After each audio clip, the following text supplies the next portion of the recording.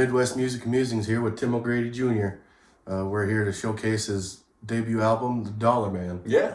How's it feel? It's weird, man. We've been working on it it's probably been at least 2.5 years now.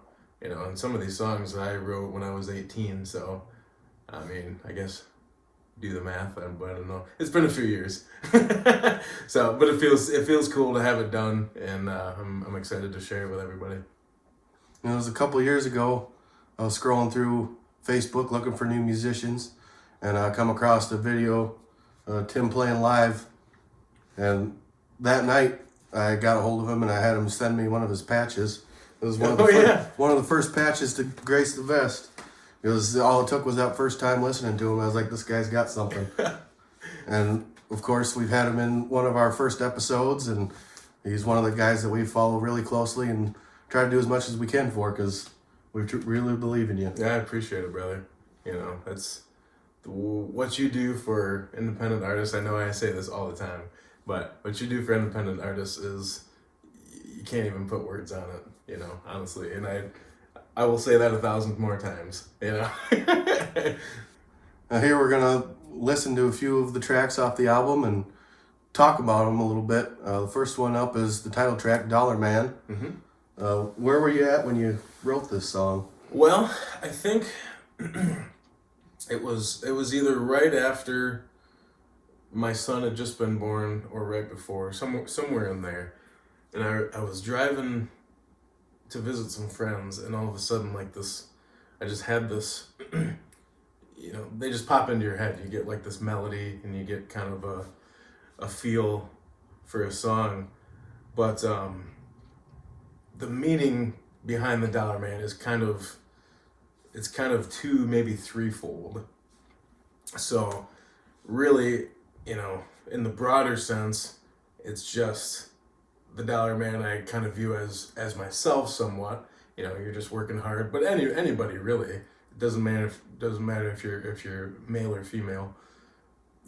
You're just working hard for your family. You're trying to make $1, trying to put the food on the table, But another way I was kind of looking at it is, so when I was little, when we go over to my grandparents' house, and we'd be getting ready to leave, and my grandpa it was my brother and I, he would give us each $1. So like right before we left, and so we started calling him the Dollar Man or something like that. I don't remember if that was exactly it, but it was to that degree. And so it's kind of and I'll preface this too before we even start. The first two lines of the song might seem out of place. Don't point your finger right at me just to say that I'm so rich. Why drive off in your fancy car? You don't know the half of it. And those two lines actually came from, I'll call it a heated discussion I had with a guy after a show one time. And he was a banker, and he was talking to this guy about taking out loans and things like that, and he looked at me and asked me something financial, and I said, well, I don't have any loans. I said, I don't have any payments. I don't owe any payments on my truck or anything like that. I said, I just pay cash for it. And that got him going. He got him all fired up, and he was talking banker stuff. I don't really know too much about that kind of stuff, I guess, but I don't know. It was kind of a I don't know. I don't know why it hit me the way it did, but it just, to me, that was kind of I don't know. The first two lines of the song, they kind of are a tip of the hat to that conversation, but also kind of I don't know what you want to say. It's just kind of almost a middle finger, I guess, if you want to say, to all the haters, that you experience over the years that just tell you can't do anything. So anyway, long explanation for all of that, but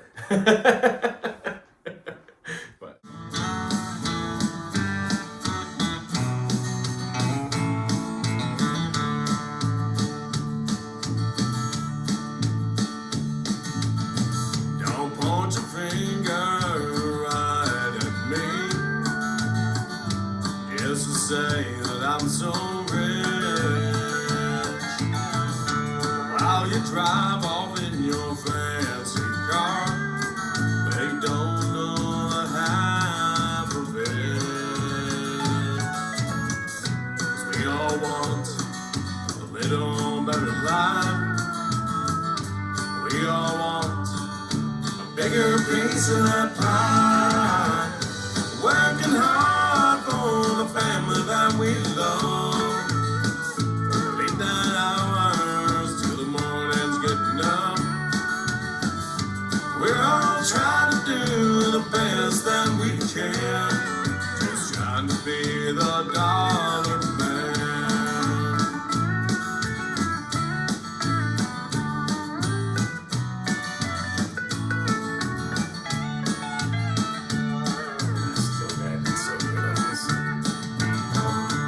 In this world, there's a million things to do, and a job for everyone. When that alarm clock rings early in the morning, it's time to hit it hard and get it done. We all want a little This is a better good song life. for all the working class people. There's a lot of people that can relate to For this. sure. Bigger piece of that pie. Working hard for the family that we love. From the late night hours till the morning's getting up. We're all trying to do the best that we can. Just trying to be the dollar man. Awesome job. Pretty simple lyrics, I guess, you know, but I don't know. It's just, like you said, I think it's a song that... Let's talk a little bit about the process of making the album. What all you did most of the work yourself? Why don't you talk about that a little bit? Yeah, so I recorded with a friend of mine named Jim Corrett in South Beloit, Illinois. And he really kind of really guided me. I mean, I went to his place and we did it. He's got all the software and everything like that. But he really kind of helped me focus and funnel the energy where it needed to go. But yeah, it's one, I don't know. I'm a DIY kind of person in general, I guess. So I try to do as much of everything as I can. And so yeah, in the instruments and stuff like that, I play acoustic guitar. Some of the lead stuff, there's in the next song, there's a few parts I do some lead, but all the vocals, all the backing vocals, all the harmonies, that's all me. Bass guitar. The only song on the album that's not me playing bass is Bus Driving Day. I hired a guy to do stand-up bass. So that was pretty cool. I just didn't think you could get the same feel out of, electric guitar bass. So that it's got more of the bluegrass feel, I guess, of that song anyway. But yeah, what else? I don't know. And I guess if you have a physical copy, I did all the artwork on the whole thing, front, back, cover, the disc itself. I don't know, any graphics or videos or anything you see online or YouTube, I just did it here at home. So I don't know, more creative outlets. So what song do we have next? Number 2 it's called This Little Town, and it's a song about, so I grew up in the little town of Chopere, Wisconsin, which is probably 5 miles from here, and I don't know, it's just kind of talks about really just growing up there. It's a song, it's like a lot of these songs are like how Merle Haggard said before, Daddy Frank, he's like, I feel this song explains itself. And a lot of these songs I think are that way. They just lay the story right out there for you, and I don't know, everything that happened is true. I tried to, so when I wrote it, I kind of designed the song to almost be like a conversation. Like if you're actually sitting at the bar, and you'll hear it in the song, if you're sitting at the bar just having a conversation with a friend about the little town of Chopir. So, yeah. This little town. It's a long one. I grew up in that little white house. When I was a kid, across from the graveyard. Grandparents lay by the factory. My grandpa worked every day, and down on the corner the old bank was robbed. My mom's inside. They did the job. How's it feel to sit here and listen to yourself? It's always weird. I don't think that'll ever change. We can sit at the bar. They shut it down. I'll tell you more stories. I would say that listening to yourself and thinking that it sounds weird is God's way of keeping you humble. That's a good way to look at it. Yeah. That's got to be the only reason,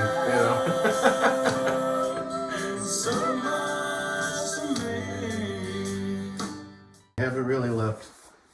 You said it's about 5 minutes away? It's about 5 miles, maybe 10 minutes drive. So we're not far, I guess, but it's almost like sitting here listening to it again, I guess it's almost like a reverse of what you normally hear about your hometown. Most of them are about wanting to get out of your hometown, but and I get that mentality too. You kind of feel like you're cooped up sometimes, and everybody knows your business. But if you live in a town in a group that small, there's something.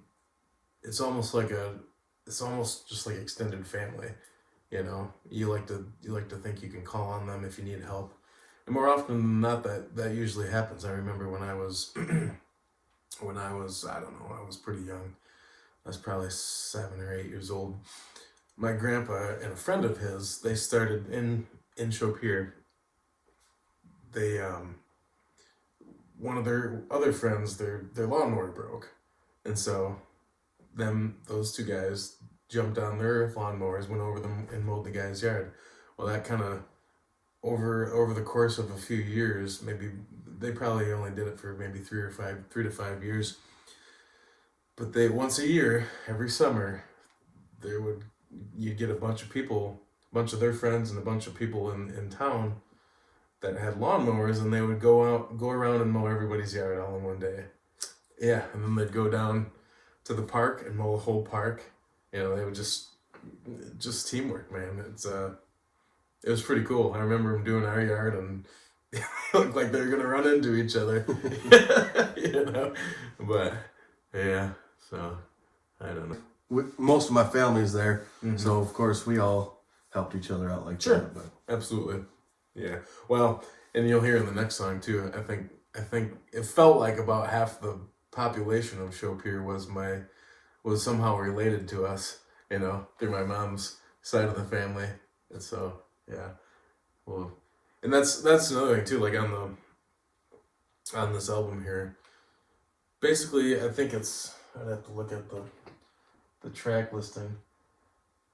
For sure, tracks 2 through 6 are in order, but it kind of goes through, yeah, basically 2 through 9 are in chronological order. So, like the last one, This Little Town, was kind of talking about, more broad growing up in Chopir. The next one, you'll hear, Christmas at the Tavern, is about around Christmas time every year. My mom's side of the family, they'd wanted to, they would try to get together, and there was really, I mean, her family is huge. It still is. It's still huge, with all the cousins and everything. And so instead of having it at somebody's house, having, family Christmas at somebody's house, we would go down to the tavern, and one of my mom's cousins owned it at the time and ran it. And so we would go down there it was a Sunday night or something like that, and it was kind of closed to everybody else, but we'd all pile in there, and again, you'll hear it in the song. We had, I don't know how long it was probably a 10-foot shuffleboard, and we had 8 or 10-foot shuffleboard, and we had, everybody would bring a dish to pass, and there was just food along the whole thing, and you just, I don't know, got the Christmas cheer on. Pretty much.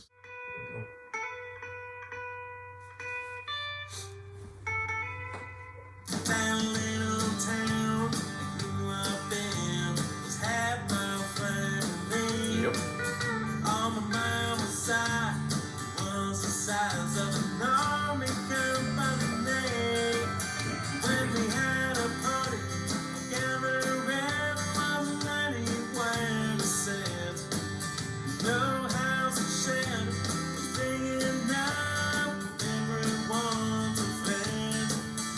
In the summertime, when it was nice, partying in the yard. But if it was cold, or if it rained, there was nowhere to play cards. As luck would have it, the cousin only bar in town.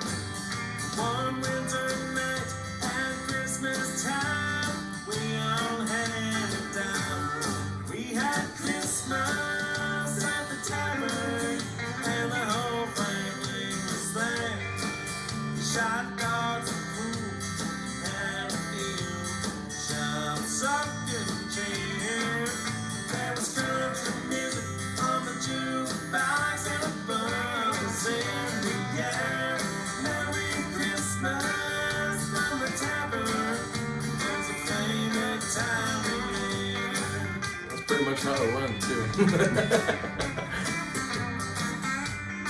When I said something about they were as big as an army company, and a lot of my grandpa's brothers and him, they were all in the army, so it's kind of where I get my love of cooking too, probably.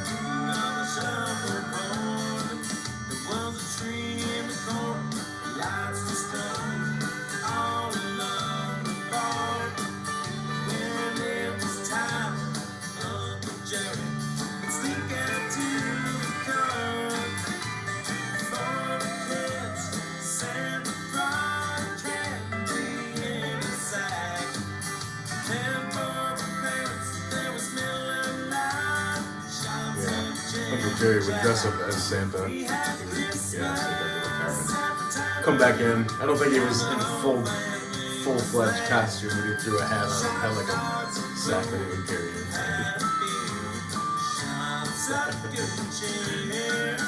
There was country music on the jukebox and a buzz in the air. Merry Christmas from the tavern was a favorite time of year. Merry Christmas from the tavern was a favorite time of year. Yep, I wish I could have, for that song, when I made the music video for it, and you can find that on YouTube, I wish I would have been able to find some old footage. I don't even know if anybody took any, but or extract it from my brain and whatever remember, because I tried to recreate it, but it's still not the same as how it was back then, but I think we did pretty good with what we had. But So what's next? so next song, and this will be the hardest one for me to listen to for sure. It's a song that I wrote, and I didn't write it that long ago. It was a few years ago, but it's called Burden, and it's about. So when I was probably about 10 years old, my parents divorced, and it kind of, I don't know, it just the way that things played out, and my mom dealt with drug and alcohol addictions for a lot of years, and that kind of factored into it too. You'll hear it in the song, but a combination of all of that and just feeling alone. Just, I don't know, it just made me feel like that I was a burden for even existing. And I know it's tough to say that, but I think it was important. I felt that it was important to include it on the album, just to give folks that are going through things like that, or anything in life, where you feel like you're alone or a burden on society. I just want people to know that they're not alone in feeling that way, and I think it's okay to feel that stuff, but don't. And I dealt with a lot of, thoughts of suicide and things like that too, growing up and going through that stuff. And I'm glad I was able to kind of pull myself through that. And, because there's really, you don't want to make a temporary, or you don't want to make a permanent solution for a temporary problem. And that's always, and I had enough people around, like teachers and things, that kind of helped me through that too. So it's gonna be a pretty heavy song, and like you said, it kind of, you felt like it was kind of haunting, when you listen to it. And another, I guess, reason for writing it and putting it on the album too is to create conversations. There's a lot of things that I have never gotten answers for, or just haven't been talked about. And I think that happens in a lot of situations like that. You just kind of, your family just kind of brushes that stuff aside, or kind of tries to shield you from it. And I get that, I don't blame anybody for doing that. But at some point, it's good to bring it to light, I think. Mm-hmm.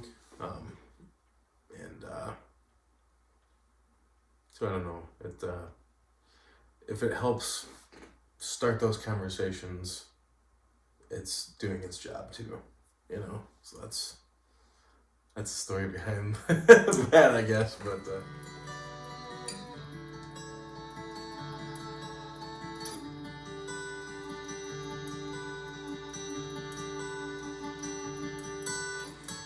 still never played this song live either.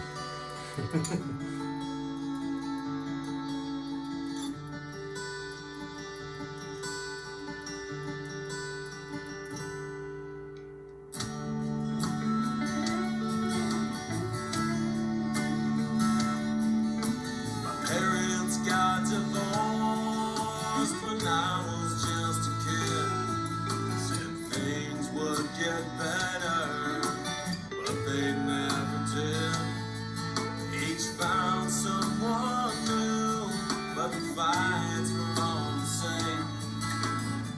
it got me thinking, maybe I'm to blame. Day after day, I felt so alone. Put a smile on my face, but inside I was like a stone. Hoping and praying that they go to what they promised, and God forbid I couldn't have been honest in this world. You know I feel so helpless, and if I go, you think I'm being selfish. But how can I talk when I can't get a word in? It's through my eyes. Feels like I'm a burden. That's definitely the hardest hitting song on the album, man. Yeah. I don't even know, I don't even know what to really say about it. And, it explains, again, kind of explains itself. And sometimes it's almost therapy, as a songwriter, to get that stuff, out on paper, and just, it's a way of making peace with things, but you just gotta keep fighting. You gotta keep going. And, I think that's what God wants us to do. He wants us to keep going. He has a plan for us. And I'll talk about that kind of a little bit in a couple songs from now, song number 6. And I think, we'll talk about that more, I guess, when we get there. But I think if you look hard enough, you don't even have to look that hard. If you are aware enough, you can see God's plan for you.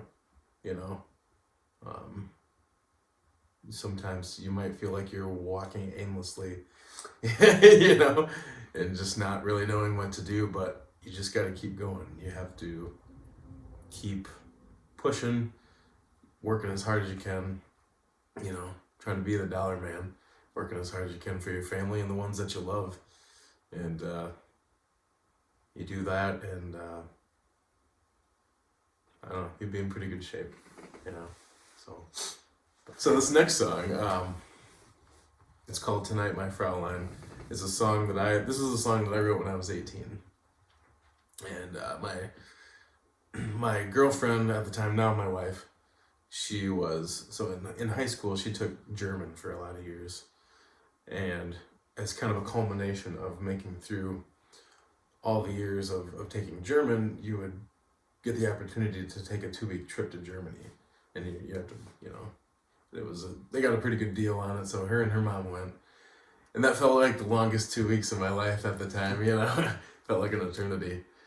But it's basically just a song of missing her, and but that's where the My Fraulein comes from, I guess, just a nod to the fact that she was in Germany for a couple of weeks. And when I wrote it, I had the intention, it's not necessarily a country song, and some of these aren't necessarily country songs, but I view it as country in the sense of like how Ronnie Milsap had the song Lost in the 50s Tonight, had that kind of 50s doo-wop kind of vibe to it, and this song absolutely screams that. That was the intention the whole way. And I honestly think it turned out, this is my favorite song on the whole album, just for the way that it turned out. And I've had this song sitting around for so long, and it's cool. It turned out way better than I ever anticipated that it would turn out. So a harmony part in this song, crank it up a little bit. It's a vocal harmony part in this song that I, in retrospect, wish I would have added. But so I sing it with it.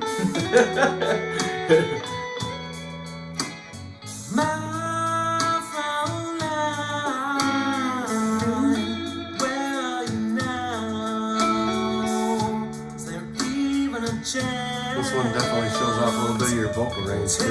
Sure, yeah, I suppose. I think about you all the time when I wouldn't care to make you mine. That's true.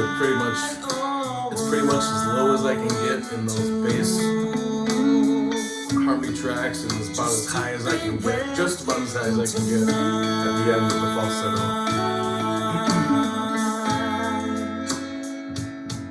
And Blake, he came through in the clutch with me with the saxophone, man. Just makes the whole song. What I would do,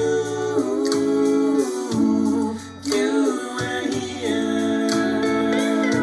I'd hold you close and keep you near. I'd hold on to you as long as I can. And think that you'd never leave again, and I'd hold you tight if you were here tonight.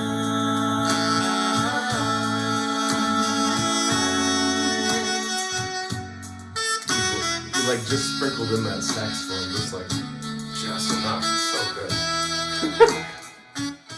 It just makes me feel like we should be wearing like crushed velvet blazers or jackets or something. Dancing in like a foggy gymnasium. You know. My wife listened to the preview of the album with me. That was one of her favorite ones. Yeah. Good. I'm glad she appreciates it, man. Because it's, like I said, it's probably my favorite. Because I guess selfishly I was able to kind of show off vocal stuff, that you don't normally get to do. So that's cool. Like that's my favorite part. That's some of my favorite parts to do in the whole recording process is layering those harmonies, and it's so much fun. Number 6, this is one I was talking about a little bit ago. It's called Church by the Highway. So it's I kind of wrote this song almost like almost as if it was written in like journal entries. So like each verse is almost like its own kind of journal entry through time.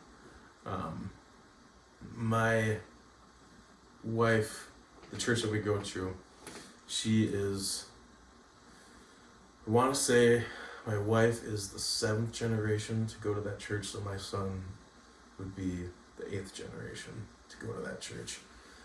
And so when I started going there with them, I was pretty young, I was a teenager still. And it's kind of, it's just a close-knit, farming country church, basically. And a lot of the members there have gone there for several generations, it's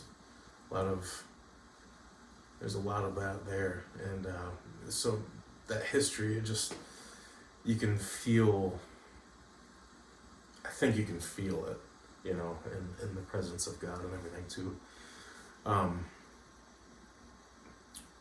But, and I drive by it on my bus route, every day. So it's kind of where that, and the song starts that way and ends that way too, I guess. You kind of go around with it. But it's just, the song is about my experiences so far going to that church and being a member there. And we got married there, and my son was baptized there, and I guess there's a little foreshadowing, and and I assume I will have my funeral there and things like that. So kind of go full circle through life, and in listening to this song too, and I guess the Dollar Man is the same way, like the title track. I guess I'd write both in there about eventually dying one day, and I guess, and maybe that's kind of somber to think about, and I hope it doesn't freak anybody out or anything, but I don't know, it's a part of life as well, you know, and whether you like it or not. And It's like Hank Williams said, you'll never get out of this world alive. you won't. No, you're absolutely right. That's absolutely right. And yeah, you just do the best you can. Like I said before, just do the best you can in life, and all the way to the grave, you know. So.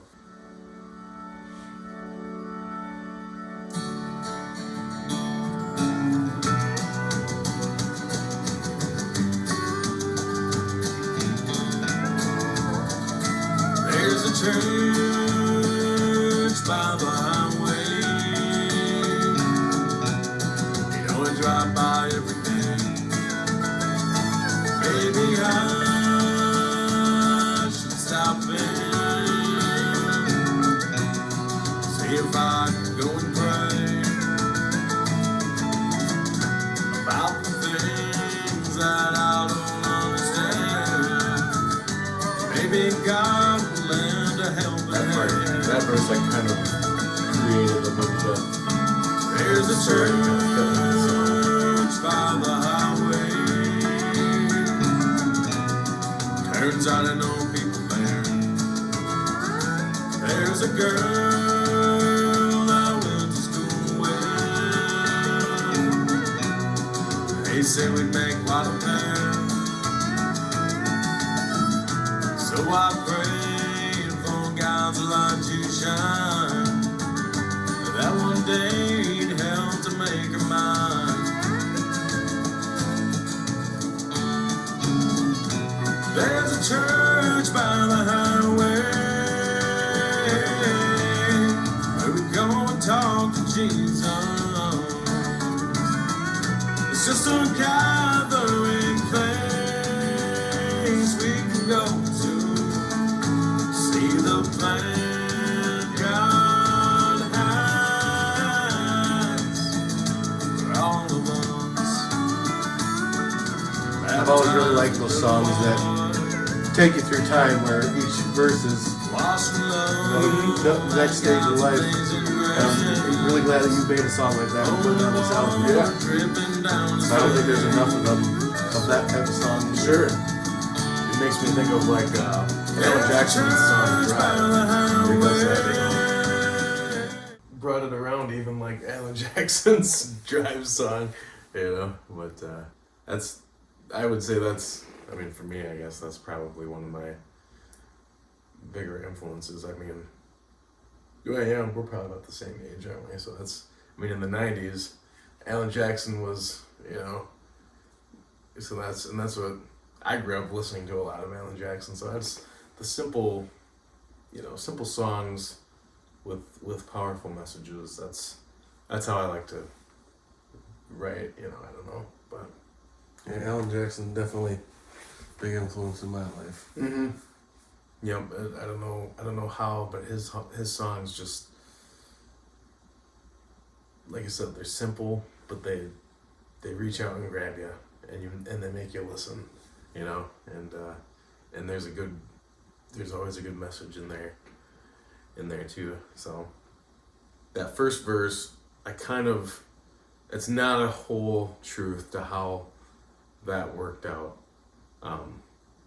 What really happened was, you know, I had met my wife in high school, so they just kind of brought me along to church. It wasn't a thing where I stopped in or anything like that, you know, on my own. But that was for me, you know. I think of how much traffic is on the highway that goes past that church, and I always hope and wonder, you know, how many people drive by there, and it just puts a thought in their head, oh, you know, maybe I should stop in, you know, sometime and catch a service, or, you know, that's always my hope, I guess, or anything. But that's, you know, to each their own. You do your thing. Lemonade, the next one. This was actually, none of this really happened to me, this song, but it has that same, you know, working blue collar feel to it. This song stemmed from a conversation I had with a lady after a show. And again, we were just talking about trying to do the best you can in life, and really, like the old saying goes, when life throws you lemons, make lemonade. You just make the best out of what you got, and you just keep going. You never give up. And I think that you can apply that to so many facets of life. That's exactly what I think every day when I'm pushing and trying to promote music and trying to build,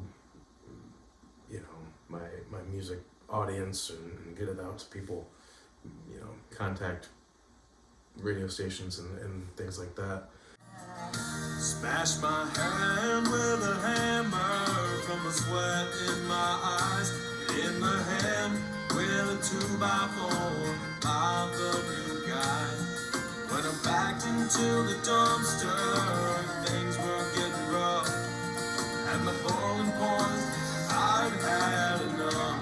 Actually, I want to pause that right there real quick. So when we were recording that, I was doing vocals and I had a breath.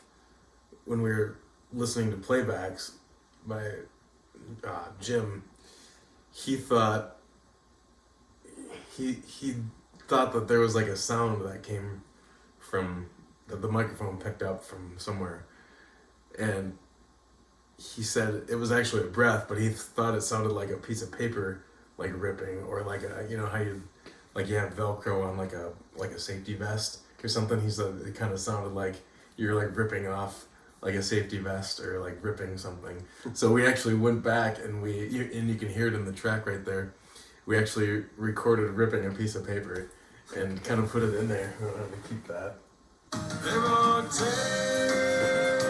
when you wish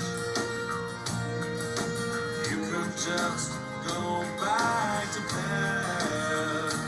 When it comes to that alarm clock, start the day over again. Make the best of what you got, but just keep on coming. Ready or not, not every day's warm and sunny. We're made in the shade. When life goes, lemons make lemonade.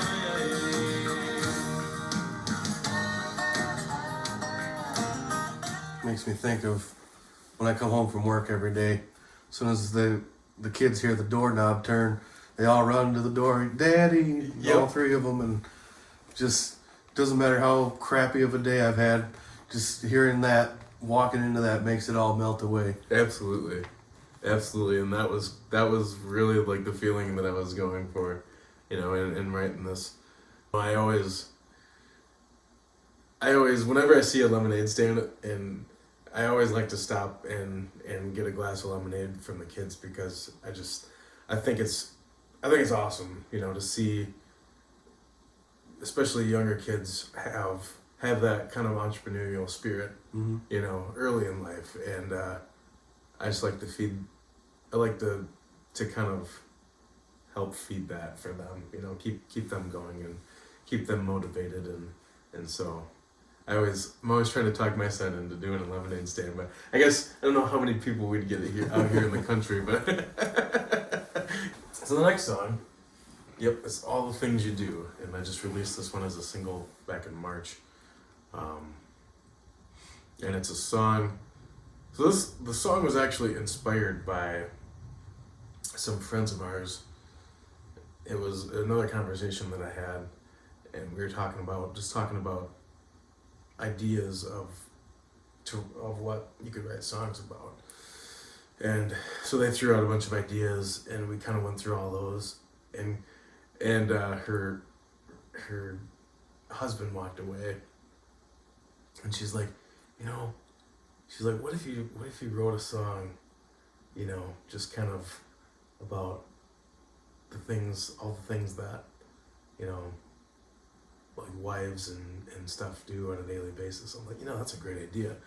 And so I kind of took that little bit of a conversation and just thought about all the things, that we do, and around here as a family on a daily basis, and all the stuff that my wife does, for our family on a daily basis, that she doesn't necessarily get recognition for it, but we still appreciate it. And, it's more of a song of appreciation, and thanking her. Even if I forget to, this song is kind of it's kind of a permanent, reminder, a constant reminder to thank her for, all the things that she does for us. Hence the name, All the Things You Do. As a man, you always have that sense of feeling of appreciation, but we're not always the best at showing it or saying it out loud, and the song makes good light of that and helps remind you to take the time to do those things. Absolutely. Yep, that's absolutely, a lot of the intention in writing it too is to get other guys, to think about it, and myself included. I'm just as guilty, but it's kind of and then I actually once I finished it, I wrote the song pretty quick. It was kind of a Mother's Day gift to my wife, so.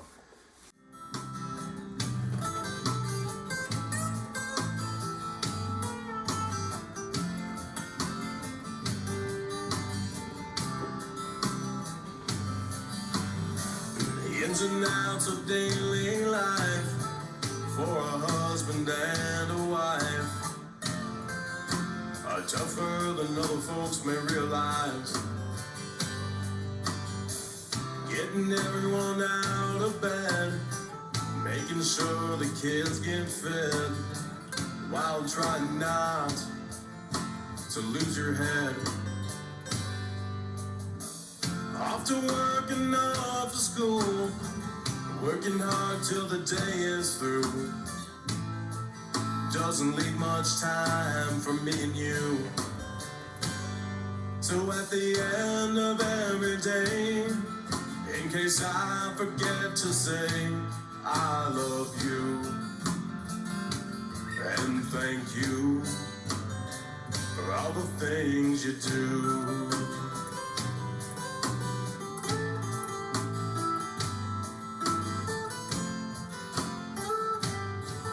I love you and thank you for all the things you do. We love you, Mama. Yep. So the other day, I had some kids on the bus asking about that song, or they wanted to hear a song that I wrote. So I said okay. So I brought up the music video for it, and I held up my phone so they could see it, and it got towards the end, and towards Mason's part, and he was embarrassed as all get out, and he was plugging his ears and everything. But it was actually really cool because all the kids were super supportive, and they're like, hey, that's a great part, and then they kept wanting him to say it on the bus after we played the song. So it's hard for me to listen to that song now and not think of the music video, because when I made the video, I wanted to make it so that it was just kind of a normal day, for us, but how I see it, kind of through my eyes, I guess. You're busy all day, and you come home, and it's nice to just, like you said, it's nice to have the kids be glad you're home and everything, and your family, and spend time with them. So the next song, and I was talking about the bus. So if there's anybody out there, I think most people know that I'm a bus driver too, but a school bus driver. And so this next song is about driving school bus, and it was in one of the first years I drove school bus. It was I used to do 3 routes a day. I only do 2 now, but there was a day, and I had just a crazy route, and the kids were being nuts, and a couple kids in particular. But so I came home, and I just I thought about all the random crazy things that can happen as a bus driver, and so I sat down and wrote this funny little ditty. So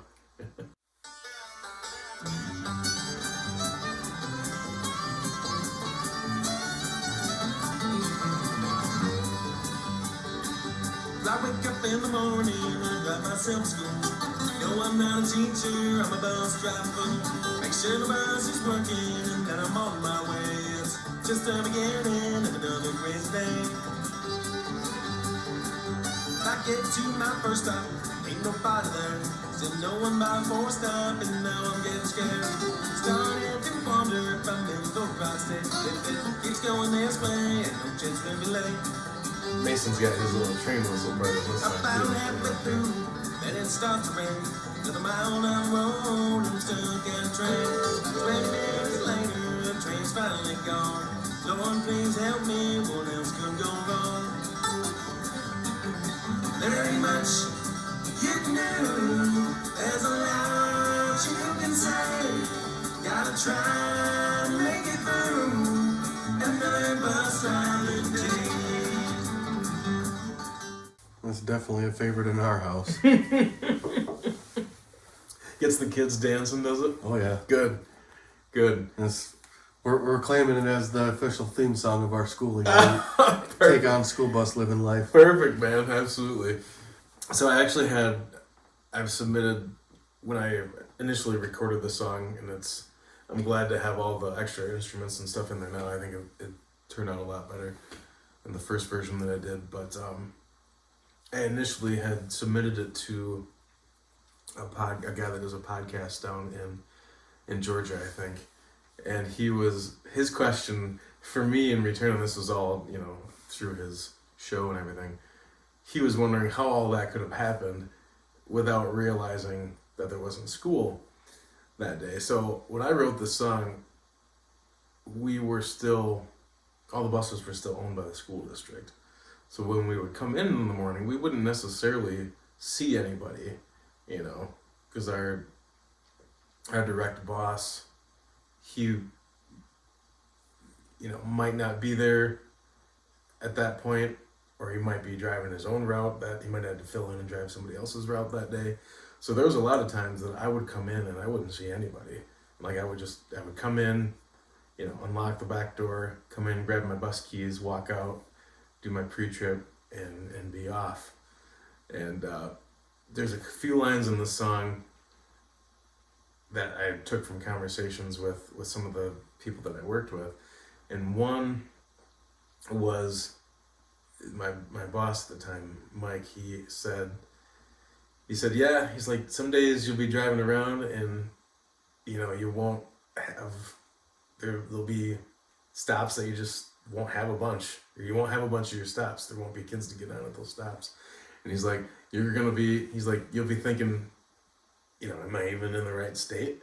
And so, which at the time, my bus route was part of it was right on the Wisconsin-Illinois border. So that kind of has, I guess almost a double meaning in that sense. But, and then the other part of my bus route was at the county line. So we were kind of working with some boundaries there. I don't know. And then there's a lot of, we'll have a lot of like Mondays, random Mondays off, be off school. They won't have school. And so if I forget to shut my alarm off for that day, my alarm still goes off. And, it's a Monday, and sometimes you're a little foggy headed. And so you wake up and you start to, I've never gone that far where I've driven to work and actually done it, but I can see how it would happen. You wake up and you start to get ready and you're like, okay, but I don't know. The next one is the unintentional writing of Wisconsin's theme song called Have a Beer. And it's just kind of how I just took all the things that, and it's not exclusively Wisconsin, of course, but we obviously are from Wisconsin, so that's what we think of. I wanted to incorporate kind of our, I don't want to say, I guess you could say like just social culture, drinking culture. We like beer and sports and things like that. And sometimes, especially in the summer when it's hot, it's what's better way to refresh than a cold beer. I don't know if it refreshes you, but it tastes pretty good. So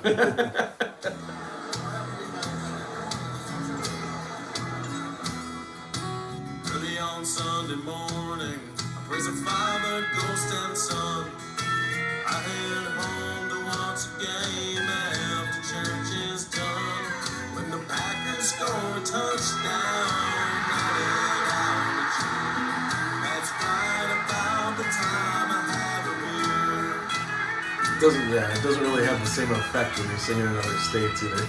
I stare out the window, my hayfield of a yard.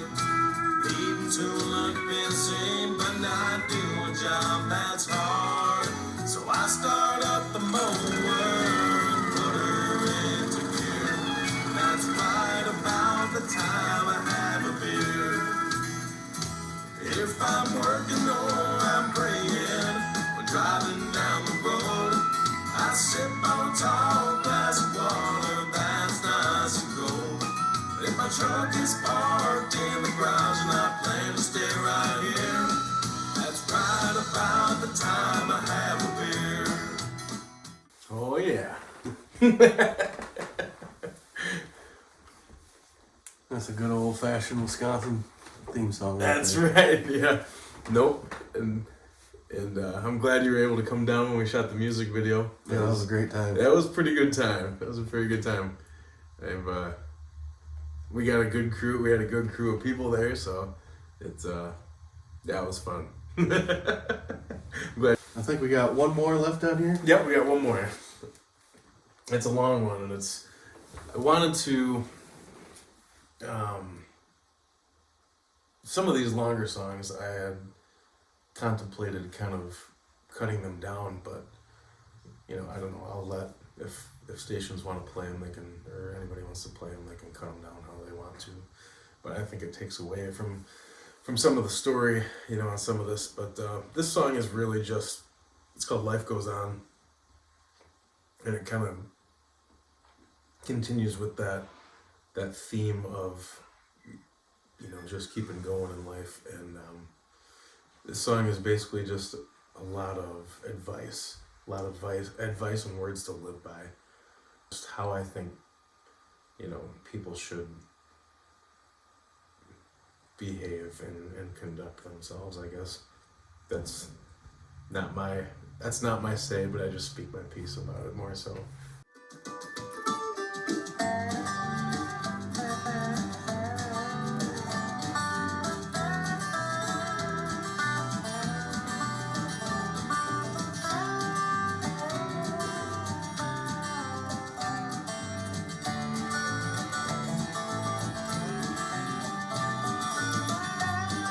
Try to be the nice guy,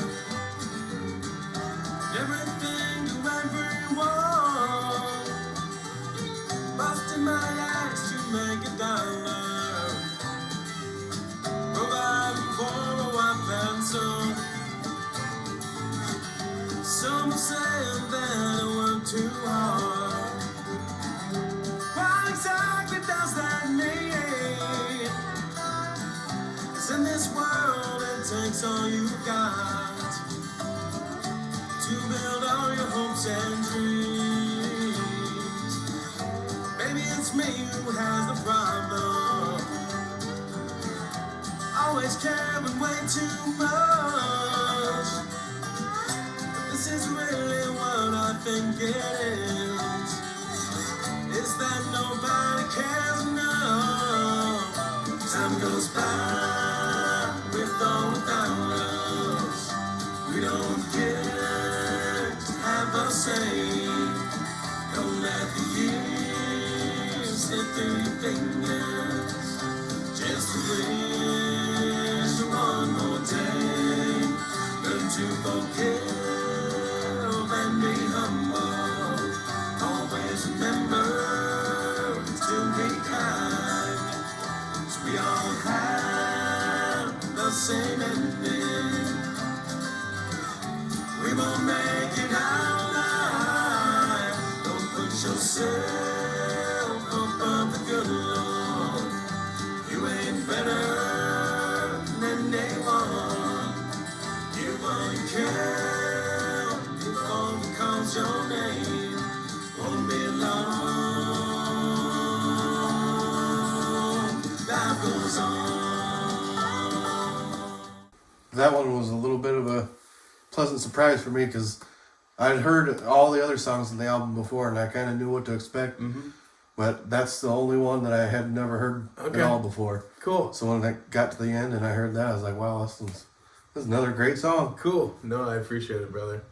I appreciate you, doing this and listening to it, all the way through. I guess that's really my intention, I guess, with this album too. I mean, you can certainly listen to it song by song, but if you have, what is it? I don't know. I think it's 45 minutes, 44 or 45 minutes long from start to finish in the album. So if you have 45 minutes just to sit down and listen to it start to finish, that's really how it's designed to be, listened to. Growing up, I listened to, besides country, my mom was really into like 70s rock and roll, and a lot of those albums, especially if you listen to like Queen or Pink Floyd or bands like that, they have, especially like Pink Floyd The Wall or Dark Side of the Moon, it kind of I don't know if those albums really stop. So you can certainly listen to them, individually, but like you'd hear on radio, I guess, but listen to them from start to finish, you get the whole vibe, and the feelings you feel and the thoughts you think.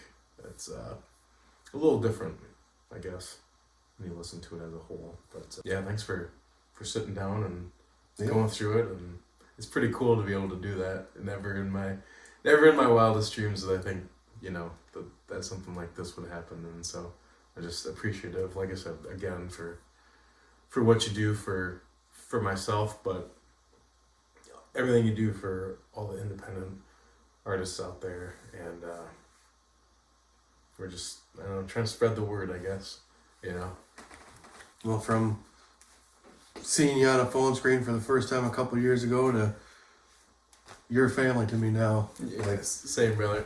I love you, man. I love you too. And I'm glad we crossed paths, and I really appreciate your music and everything that Tim O'Grady is. Yeah, thank you, bud. I appreciate it, man, and the way that your family has embraced me and playing family events and stuff like that. Yeah, it's cool, man.